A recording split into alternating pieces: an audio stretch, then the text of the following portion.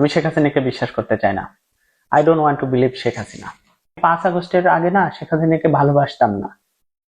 আমি আন্দোলন করেছিলাম, আমিও তোমাদের মতোই আবেগ ছিল, আমিও তোমাদের আবেগে অংশগ্রহণ করেছিলাম, কিন্তু আজকে বাধ্য হয়ে আমি শেখ হাসিনাকে ভালোবেসে ফেলতেছি। হচ্ছে বাঙালি জাতির জন্য সে স্বৈরশাসক একজন আশীর্বাদ স্বরূপ, আল্লাহ প্রদত্ত আশীর্বাদ স্বরূপ। আমি শেখ হাসিনাকে বিশ্বাস করতে চাই না।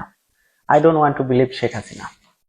শেখ হাসিনা আগে বলতো আওয়ামী লীগ মুক্তিযুদ্ধের একমাত্র ধারক বাহক, আওয়ামী লীগ একমাত্র মুক্তিযুদ্ধের আশ্রয় স্থল, এবং আওয়ামী লীগই একমাত্র মুক্তিযুদ্ধকে ধারণ করে, এবং আওয়ামী লীগ বাংলাদেশের উন্নয়ন করে, মুক্তিযুদ্ধকে ধারণ করে। তো শেখ হাসিনা এটা বলতো, আরো আওয়ামী লীগ থাকা অবস্থায় জঙ্গিরা নিয়ন্ত্রণে থাকে, এগুলো বলতো শেখ হাসিনা। তো শেখ হাসিনাকে না আমি বিশ্বাস করতাম না। আমি তখন একজন কলেজ স্টুডেন্ট ছিলাম, আমি শেখ হাসিনার কথা বিশ্বাস করতাম না। কিন্তু এখন না কেন যেন আমি শেখ হাসিনার প্রত্যেকটা কথা বিশ্বাস করি। কারণ ডক্টর ইউনূসের শাসনামল আমাকে বিশ্বাস করতে বাধ্য করেছে। আমি সত্যি শেখ হাসিনাকে বিশ্বাস করি। শেখ হাসিনা সত্যি বলে, সত্যি কথা বলে, একমাত্র শেখ হাসিনাই সত্যি কথা বলে, আমি বিশ্বাস করি। শেখ হাসিনা বলতো শেখ হাসিনা না থাকলে মুক্তিযুদ্ধ আক্রান্ত হবে, মুক্তিযোদ্ধারা আক্রান্ত হবে, বঙ্গবন্ধু আক্রান্ত হবে, বাংলাদেশ নাম আক্রান্ত হবে, জাতীয় সঙ্গীত আক্রান্ত হবে, সাংস্কৃতিক কর্মীরা আক্রান্ত হবে, এদেশের কৃষক শ্রমিক যারা মুক্তিযুদ্ধকে বিশ্বাস করে তারা আক্রান্ত হবে, এদেশের সাধারণ মানুষ যারা মুক্ত চেনা, স্বাধীনতা, বাক স্বাধীনতা চায়, তারা আক্রান্ত হবে। শেখ হাসিনা যে কথাগুলো বলতো সব কথাগুলো সত্যি হয়ে গেল কেন যেন। আমি না শেখ হাসিনাকে বিশ্বাস করতে চাই না। শেখ হাসিনা বলতো আওয়ামী লীগ একমাত্র বাংলাদেশের উন্নয়ন করে, দৃশ্যমান উন্নয়ন করে, আওয়ামী লীগ একমাত্র বাংলাদেশের গরিব মানুষের জিডিপি গ্রোথ করে, গরিব মানুষের ভাতের অধিকার, গরিব মানুষের ভাতা, গরিব মানুষের সার, কৃষকদের এগুলার নিশ্চয়তা দেয়। আওয়ামী লীগই একমাত্র শিশুদের পাঠ্য বইয়ের মানে বছরের প্রথম সপ্তাহে পাঠ্য বইয়ের নিশ্চয়তা দেয়। শেখ হাসিনা এগুলা বলতো, তার উন্নয়ন কর্মকাণ্ডের কথা। আমি কথা বিশ্বাস করতাম না। এগুলা শুনতে শুনতে না আমার গতানুগতিক কথা মনে হতো। কিন্তু আজকে না ডক্টর ইউনূসের শাসনামল না আসলে আমি শেখ হাসিনার কথা কিছুতেই বিশ্বাস করতাম না। কিন্তু এখন না আমি শেখ হাসিনাকে বিশ্বাস করি। কেন বিশ্বাস করি? আমি বিশ্বাস করতে চাই না। I don't want to believe Sheikh Hasina, but আমি বাধ্য, আমাকে আজকে বিশ্বাস করতে হচ্ছে। হ্যাঁ, শেখ হাসিনা সত্যি বলে, শেখ হাসিনা সত্যি বলেছিল। শেখ হাসিনাই এই দেশের কৃষকদের, যে কৃষকরা সার পায়নি এই বছর, সেই কৃষকদের সারের নিশ্চয়তা করেছিল।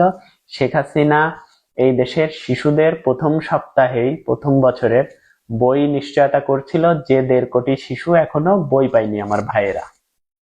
শেখ হাসিনা এদেশের কর্মসংস্থানকে নিশ্চয়তা দিয়েছিল। শেখ হাসিনা এই দেশের জিডিপি 7.5 পর্যন্ত নিয়ে গিয়েছিল। শেখ হাসিনা এদেশের $500 ট্রিলিয়ন জিডিপি গ্রোথ করেছিল। শেখ হাসিনা শেখ হাসিনা 2030 সালে শেখ হাসিনা এদেশকে একটি নবম কনজিউমার কান্ট্রি করার ম্যাপে আগাচ্ছিল।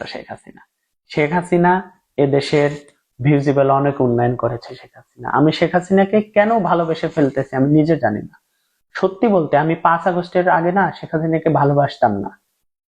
আমি আন্দোলন করেছিলাম, আমিও তোমাদের মতোই আবেগ ছিল, আমিও তোমাদের আবেগে অংশগ্রহণ করেছিলাম, কিন্তু আজকে বাধ্য হয়ে আমি শেখ হাসিনাকে ভালোবেসে ফেলতেছি।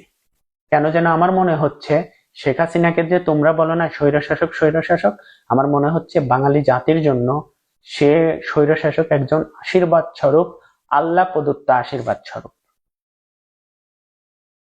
শেখ হাসিনা থাকলে ঢাকা শহরের চোর, ছিনতাই, লুটপাট, খুনি, বড় বড় দুর্নীতিবাজরা হাজতে থাকে, বা তখন সভ্য হয়ে থাকে, জঙ্গিরা সভ্য হয়ে থাকে, মাজার নিরাপদ পায়, হিন্দুরা নিরাপত্তা পায়, মন্দির নিরাপত্তা পায়, বিভিন্ন মসজিদ, অন্য মতাদর্শের ধর্মীয় তারা নিরাপত্তা পায়, বাংলাদেশের সাধারণ বাউল সাংস্কৃতিক মনা মানুষের সাংস্কৃতিক প্রতিষ্ঠানগুলা, পত্রিকা প্রতিষ্ঠানগুলা নিরাপত্তা পায়। আমি বিশ্বাস করি। আমি আজকে বলতে বাধ্য হচ্ছি, শেখ হাসিনা অবশ্যই সত্যি কথা বলতো।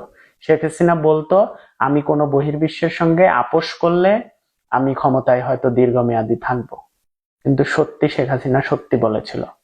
আজকে আমরা অন্যান্য দেশের, বাংলাদেশে অনেক আধিপত্য দেখতে পাই। শেখ হাসিনা সত্যি বলতো।